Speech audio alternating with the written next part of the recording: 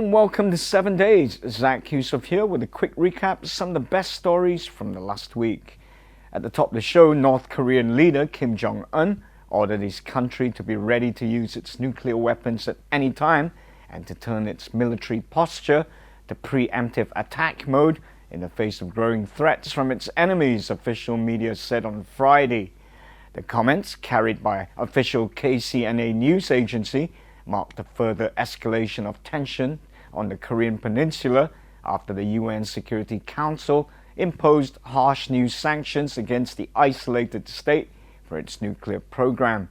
Kim made the comments as he supervised the exercise of newly developed multiple rocket launchers, KCNA reported.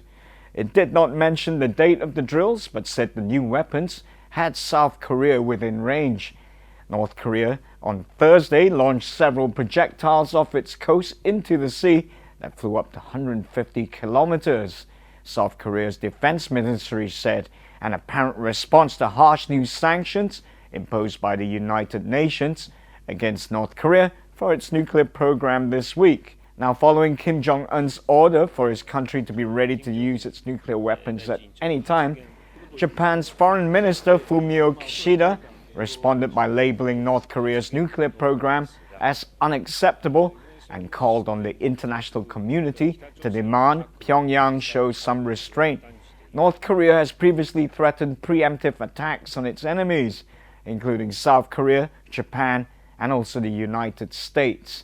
Military experts, however, doubt it has yet developed the capability to fire a long-range missile with a miniaturized warhead to deliver a nuclear weapon as far as the United States.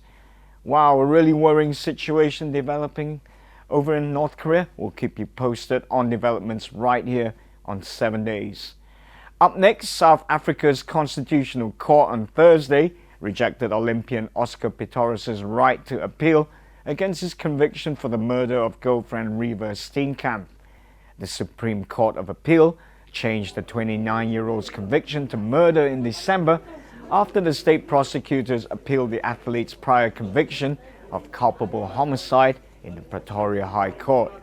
South African authorities had challenged Pistorius' appeal on the grounds that the Supreme Court of Appeal had correctly found Pistorius guilty. The athlete had filed papers to appeal against his conviction at the Constitutional Court, the country's highest court, on January the 11th. Pistorius shot and killed Steenkamp on Valentine's Day back in 2013 and has spent the last few months under house arrest at his uncle's home in Pretoria whilst awaiting his appeal. Pistorius now faces a minimum 15-year jail sentence for the murder of his girlfriend. Moving along, a massive quake struck on Wednesday off the Indonesian island of Sumatra, a region devastated by the 2004 Indian Ocean quake and tsunami, but the initial fears of another region-wide disaster faded as tsunami warnings were cancelled. Indonesian and Australian authorities called off their tsunami alerts within 2 hours of the 7.8 magnitude tremor. Thankfully, the quake did not destroy any buildings or cause any casualties in Sumatra. That's great news indeed.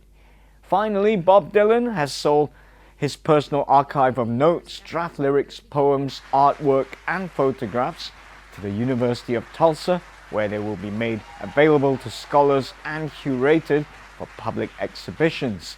The 6,000-item collection spans nearly the entire length of Dylan's 55-year-long career, and many have never been seen before. The collection was acquired by the George Kaiser Foundation and the University of Tulsa in Oklahoma.